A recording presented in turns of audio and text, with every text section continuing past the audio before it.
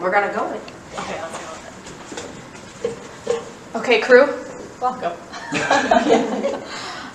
In case you didn't know, my name is Rachel Fort. I'm Christina.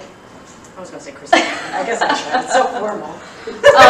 It's really just formal for this. So we're going to be giving you guys some PD today about planning for instruction. We've got a couple of social studies resources that we want to share with you. Talk about planning for instruction, specifically tied to social studies resources. But there are other resources as well, like English and science resources related to this, but we're going to kind of just, when we present, focus on a couple highlighted social studies topics. So in case you were curious about our purposes here, right? My goal is that hopefully we'll have a little bit of time to collaborate, look at some new digital resources, and that also we're going to have a chance to kind of explore some new resources, try to better our practice, think about some new engaging technology to try to engage students as well. So that's what you have up here. So with that being said, we've got a little poll for you to start you off. So we've got a question for you. If you're thinking about the lessons you teach from year to year, about what percentage of your lessons and activities do you feel like you modify, alter, or rework on a yearly basis? Like,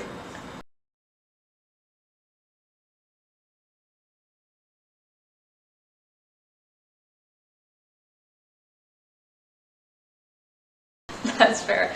We definitely, when we were kind of thinking about this question, we were talking about, and obviously Christine, when she's collaborating with teachers, like it feels like time is the barrier, right? Like we have these duties to do, we have this thing that we have to get done this year, and like when do we have the time to like explore new stuff and find new things that we can like throw into our curriculum or like use to update our curriculum? And so the hope is that today with these two resources that we want to show you, that we're kind of taking a little bit of that time off your plate, just sharing it, dumping it with you, and then you can kind of take away what you want from it.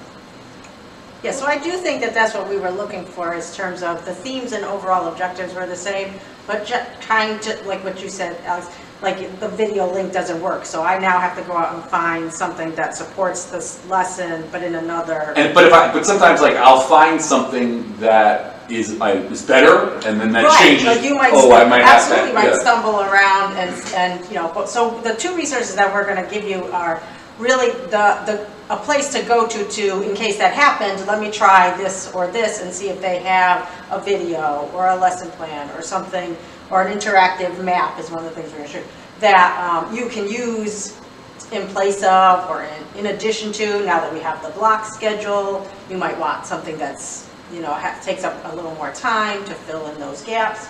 So we're going to show you two specific resources, digital resources that you can kind of search to find those materials to kind of supplement or to add or to adjust some of the lessons that you're doing. So I'm going to do the first one. It's called Retro Report. Are those my lessons from the 70s? Yes. It's just a worksheet with purple ink that smells. Yeah, that smell that the teacher passed them out. So Retro Reports is a real excellent site. And why is it excellent? Well, for one thing, it is produced by an independent nonprofit newsroom. So the topics are contemporary and useful for what, you know, usable for the themes that you're doing in curriculum that you're doing in classrooms. But it's also supported by teachers. So I'm going to click here for teachers so that I can show you something. It brings history to life for your students, short free videos that connect the past and present. And their goal is to inspire critical thinking and discussion in classroom. They really have a nice format, really sets up, has a lot of usable pieces for teachers. They always kind of have a showcase. This is the National American Indian Heritage Month Showcase. And we're going to explore some videos. But one of the things I want to highlight with this resource is it's not just journalists from the newsroom that are piecing together these videos and these lesson plans. They actually have lesson plans with vocabulary in them. But they have a teacher advisory board.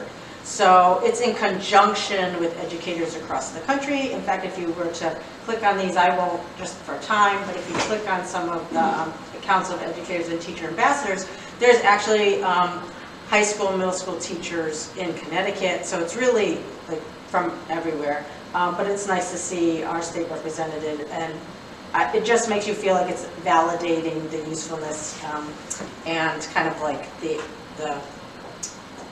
reliability of the information that they're putting out, because teachers are looking at it. We're going to kind of peek. I wanted to show you the different subjects that they use. They have civics and governments, U.S. history, media and news literacy, environment, world history, and then a science component as well. So not just social studies, but it is heavy in social studies content. We're going to go to explore all videos and lessons just so I can kind of show you. Again, the format's kind of nice. They give you a wide variety of different topics. It doesn't seem like there's much of a kind of a first order in the beginning, probably by time period or new, I'm guessing, is how they have sort of sorted out the first page. On the left, it gives you some further subjects. You can do criminal justice if you were to do criminal justice. There's geography and so forth. And you can specifically ask for a certain type, like lesson plans, multimedia, video. I'm just going to type in the Cold War.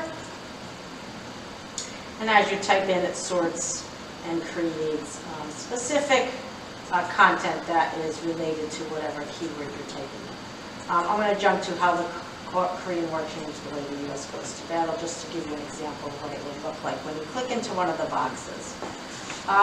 The first thing off the bat here is this beautiful video. Well done. It's also attainable on YouTube. There's links. You can share it out. If this is something that you want your students to utilize, you can just click the share button. You can copy the link and add it to your Google Classroom if you wanted to do that. It also gives you the transcript for the video, so if it wasn't maybe the video that you were interested in, but the transcript of conversations, what was happening within the video, you can read the transcript, so that's kind of an interesting component as well. It does tell you right away how current it is. This is from 2021. And it includes a lesson plan. So some of them do include lesson plans, some of them don't. This one has one included with it. It gives you a little bit of a synopsis. And then down here, it'll have an introduction. Then it'll have the different lesson plans. You can kind of branch off into different places, the Korean War here. I'll just pop into one just to show you. It is into a Google Doc format, so if you wanted to share it out or create a copy of it, you can do that.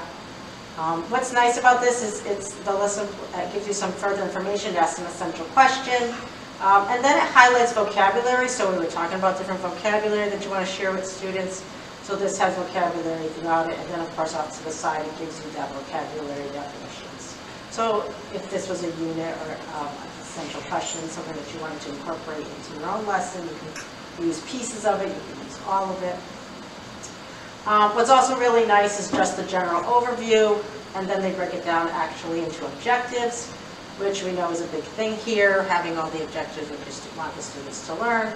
Essential questions, already created if you chose to use them.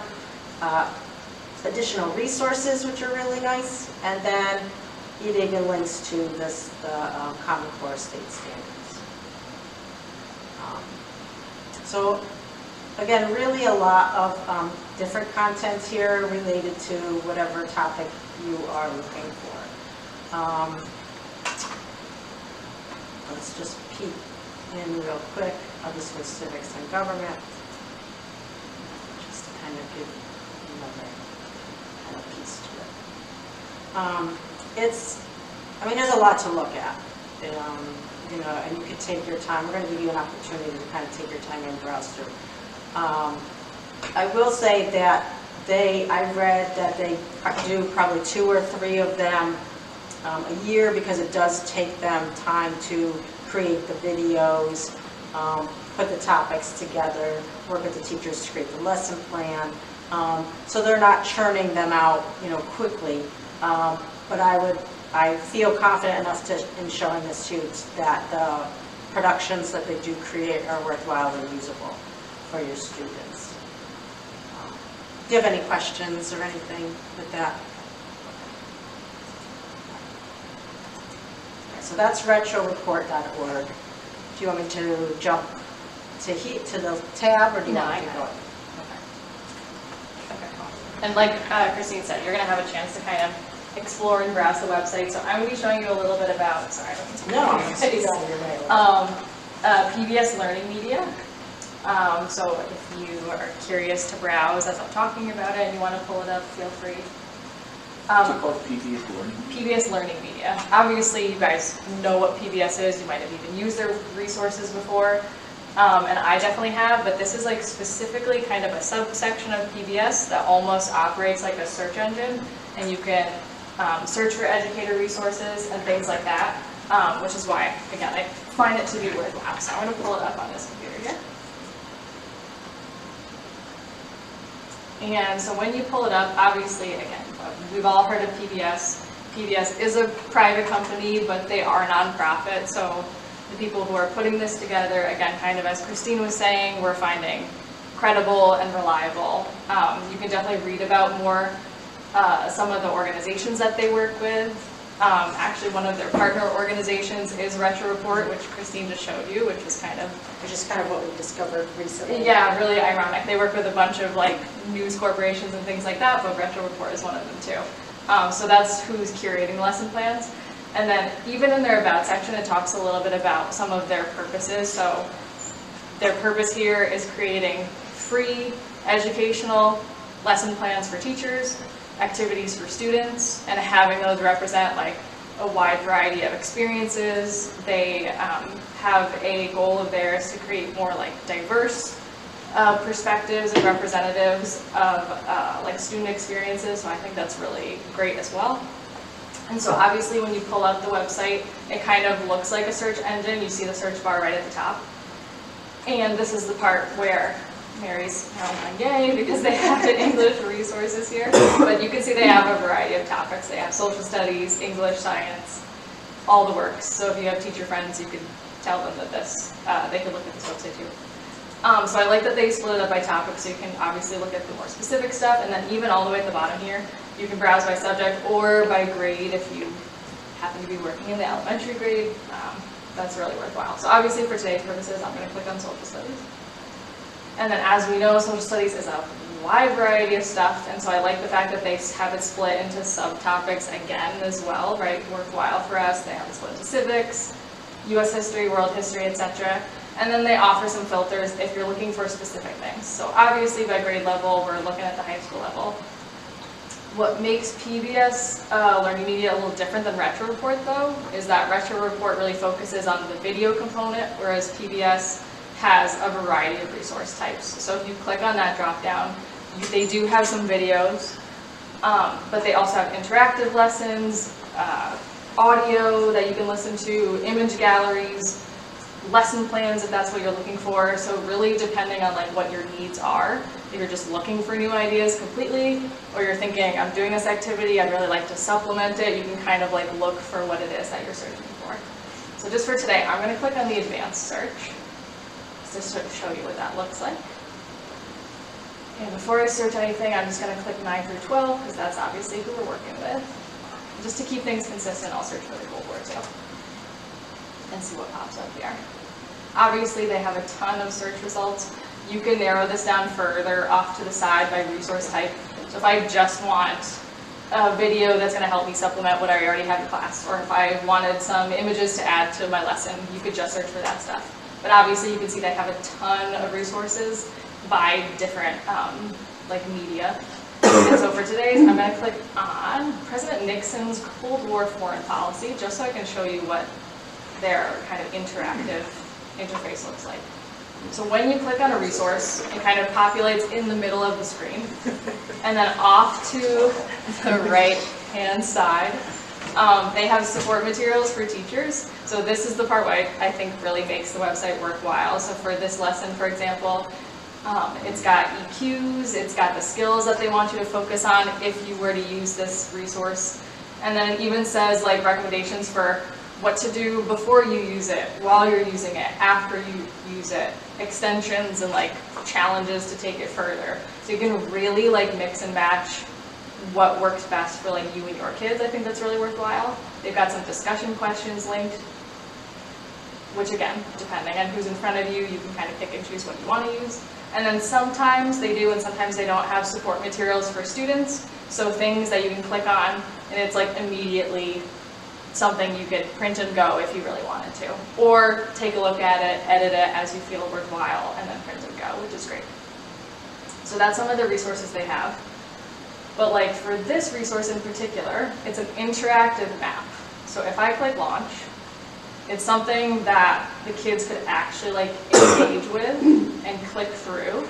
And they have to click on things and then it populates. And obviously you could figure out how to incorporate this with your own like personal groups. I know we all have our preferences, but I just think that's a really, I don't know, a new way to think about how am I using the block time, how am I using things with kids that's like going to be more interactive, entertaining, you know, all those questions we're always asking ourselves. So I think that's a really great part of this resource. Not all of them are interactive, but there's definitely plenty of them that are. You can sort for interactive, just Yeah. the interactive ones too, Yeah. which is nice. Which if that's something that you're looking for, like I really need something that just like is more engaging than reading and writing, then that's something that you could look for.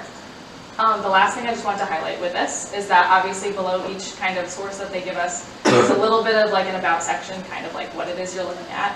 And then what I think makes this website cool, again, kind of like what Christine was talking about on Retro Report, is that they have this tab called Standards, which you can access all of this stuff without signing in. I'm sure that's probably what you're doing now. But if you click like sign in with my email and just click your East Hartford email, like in 2 steps, it'll actually connect whatever the stuff is to like the specific Connecticut standards because it recognizes like our computers in Connecticut. And I think that's really worthwhile in terms of just like less planning for us to do on our part. So I think that's great. And the last thing I want to mention is that if you want to use something like this, which is interactive, obviously you're thinking, how did the kids access it? You would log into your account and then this button that says share to Google Classroom, load up your classes, and then it pushes out to students, which again, is just like super easy to use. I think it's really intuitive with like a little bit of fiddling around on the website. It's not super clunky or hard to find things there. I think that's all I want to highlight. Any like immediate questions about that one? Awesome. Okay. So we're going to give you guys a little bit of time to just do some exploring. I feel like we kind of just threw a lot at you. So here's the teacher and me. You have a little task ahead of you here, okay? So I'd like you to just, or we'd like you to just brainstorm like a topic you're teaching in the next month. I'm not going to quiz you on it, just like think about something that's upcoming for you. And then if you could locate a relevant resource on either Retro Report or PBS Learning Media that like hypothetically I could supplement to my topic, add to a lesson, something that might be worthwhile for your kids. I'm not going to follow up with you and make sure you did it for homework, but just like hypothetically, something you could add to your toolkit, right? If you want to chat about that while you're searching, feel free, but we're going to give you like a few minutes to kind of search, and then we'll do a little share out, see what you find. Sound cool? Mm-hmm. Okay.